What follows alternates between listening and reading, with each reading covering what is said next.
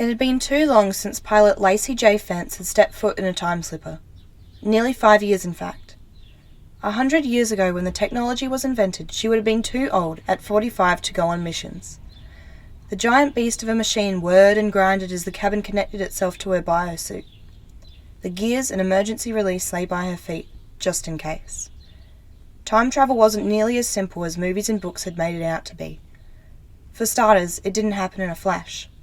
When the original time slipper was created, it took the same amount of time to travel into the past as it took to live through it. The first time pilot travelled 25 years into the past and felt every single one of them on the way back. It aged him almost beyond recognition. The technology has improved since then. Now it only ages the person a quarter of the time they slip. That's part of the reason it was called slipping. Still, only available to the wealthy few and government officials, slipping had its own rules and regulations.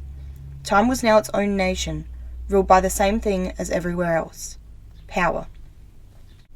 A voice over the speakers broke Fence from her thoughts. "Fence, do you read?" called Fence's billionaire inventor and crazy American friend Wendy Trickler. "All the time," Fence replied with a grin towards the hidden dash camera. "Don't you get smart with me, young lady," Wendy replied, but there was humour in her voice. "It's not too late for me to pick someone else." Fence laughed. "We both know this is too important for anyone else." And it was. Wendy and her team had managed to halve the aging process of time slipping. Now all they had to do was test their theory. The time they'd chosen for the trip was a safe zone, a time without any kind of turmoil or historical significance whatsoever. 100 years into the past, and she would only be affected by about 12 of them. Fence settled back into her restraints. This was going to be fun. It took Fence exactly 2 seconds to realise something had gone seriously wrong. There were 2 reasons she came to this conclusion. One of them was the loud blaring of several alarms and an animated voice intoning, "Welcome to March 19, 2020. The second, and much more concerning reason, was the fact that she was hanging upside down, held up only by her restraints. Her long purple hair was dangling into her face. She blew on it to try clearing her vision. It didn't work, and she had to blindly search for the emergency release with her foot. With a hiss and the click of metal, her restraint sprung free, and it took all her years of training not to fall directly on her head. Clinging to her seat with her arms, Fence swung herself out onto the ceiling of the time slipper. Taking a deep breath, Fence assessed her situation. "Okay, Fence, you are about 50 years further into the past than when you were supposed to be. In a time period of a global pandemic and major social and economic unrest. And somehow, just as people started to go really nuts." Fence looked at her screens, which, although upside down, seemed to still be in perfect condition. As usual, her monitor had several major news events of the next 3 days posted across it. The difference was, where usually there were severe weather events and car crashes, the news seemed to be an unusual mishmash of insanity and panic. Somehow this managed to be both funny and almost more depressing than the death and destruction that was reported on daily. This was a time of complete chaos, and clearly... Fence paused for a second and zoomed in on a particular image. "Okay, so..." Fence had paused on a list of the current SA and border COVID restrictions. Squinting and tilting her head, she read them again. And again. "No vertical consumption of alcohol." Fence suddenly imagined an entire pub of people laying down on the floor to chug their drinks. Shaking her head to clear it, she moved on to border restrictions.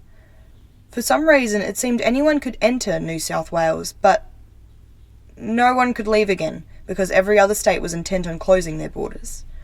Why? What drunk penguin came up with these rules? Her answer came with her next click as she realised it wasn't one penguin. It was at least 7. In this time period, the health ministers seemed to have all of the power, but instead of working together in a logical and well thought out manner, they had turned into feuding warlords and were currently fighting like toddlers over a particularly interesting toy. Except the toy just happened to be an entire country on the brink of collapse. Fence took another deep breath and massaged her forehead. If there was one thing she could never quite understand, it was the decisions and actions of politicians. The next thing to pop up on her screen was COVID comedy. Fence had to shake her head. If there was one thing Australians were good at, it was laughing at their problems.